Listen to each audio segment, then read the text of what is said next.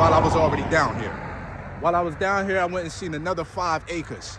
And I think they wanted like 35 for that one. And then once I got down there, I saw that I walked it. And then I drove down the road to a few different spots just to get some perspective on it. And one of the guys was like, you don't want to buy that. You know, that soil is sandy, so on and so forth. It's going to be difficult to grow the mangoes and the coconuts that you want to grow. And that deterred me from buying it as well, buying that one as well. So I didn't put that one under contract. And then several months later, several months had went by. Oh, no. Like a couple weeks went by, I found like 8 acres down in South Belize. And I put that under contract. And, the seller was old. So he was very, very slow and, executing the contract and so on and so forth. And we had a time coming to an agreement as far as price. So once we came to an agreement, I did my due diligence. I think I had the 8 acres for under contract for like $35,000.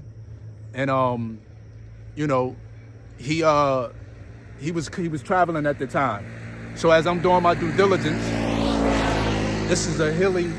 that one was a hilly parcel. So it had hill, kind of looked like a Mayan ruin almost. And once I got the soil test done, and if you're going to do a property like this, you got to make, especially if you plan on farming and doing some like fruit forest type things, you want to get you a soil test. I also had a survey done. I always get my property surveyed. Well, not always, definitely something like this, I had to get surveyed because I want to know what's mine and what isn't. And so I got the resurvey done. The resurvey came back. They told me that the and that video was on the channel as well. But they told me that the all-weather road that was bordering the property was mine. Come to find out, that was the next door neighbor's property. So that wasn't even mine that came out in the survey. Which you got it in that survey. And this shit ain't cheap. So this is the education and the knowledge that you got to do and the experience that you got to go through just to get to where you got to get.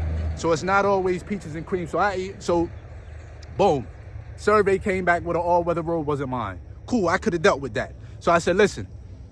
So then the soil tests come back. I can't do nothing on the hill because the hill is mostly stones and rocks. So the hill is mostly stones and rocks. I can't do no planting on the hill because it's difficult. So then you can only do. So let's back up. I'm gonna say 3.33 acres was hill, rocks and stones. Another 3 acres of it was foothills. And with the foothills is the bottom of the hill, which meant that when it's rainy season, it causes a lot of erosion. So I would have had to dig out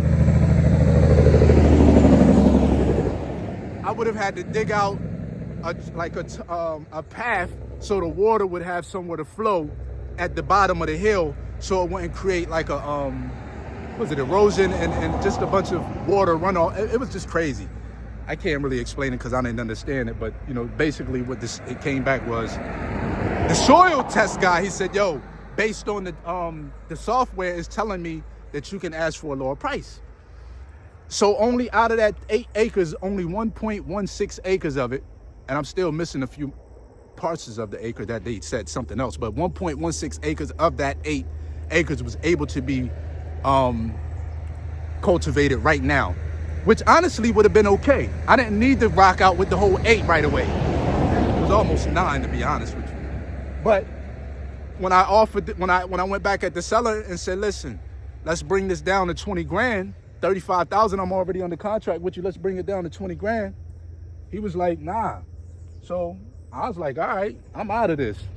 Got out of that one. I said, you know what, I'm gonna go ahead and try something else. So the realtor that I was dealing with, the realtor has this one realtor named Jimmy. He had sent me some property, and that didn't have a real clear location to it either. Not location, but a real clear path and road to it. So I was just like a little skeptical about it. But it was 15 acres. It had a creek. This mosquito's fucking me up. It had a creek that but that's okay. We outside. We in nature. This is their home. I'm visiting. I'm in their home and I'm visiting. But so it was 15 acres. It had a creek that bordered it. I was a little like, I didn't move forward on that one. So when that 8 acres was getting ready to fall out of contract, Jimmy hit me back. He was like, yo, I got something for you. And I liked it. I think that was another 15. And I said, listen, Jimmy, if I can get it for 35, maybe 40, I think it was 40, I'm good. He was able to get the seller to agree with me. The seller agreed and then ended up dying before he signed the contract. So that meant that the property had to go through probate because I don't think they had a will and I don't think they had a trust. So that was like, damn. So now my mind is like, fuck. Now you know what I mean? Because I really want, like, I don't like having money sitting in the bank, to be honest with you. I like to put my money in the assets. And you just never know with the financial markets and the financial system with this whole electronic thing and everything. So I'm like, man, I need to get this land. You know what I mean? Like, I'm ready to get the hell up out of the states so I can get my shit started and grow my own food. So he came back with me like a couple weeks later. And he was like, I got something for you. He sent me the listing. He said, we took it off the market, but the seller still want to sell. I said, listen, what can I get it for? He told me, he didn't tell me. I said, well, this is what I'm going to offer. And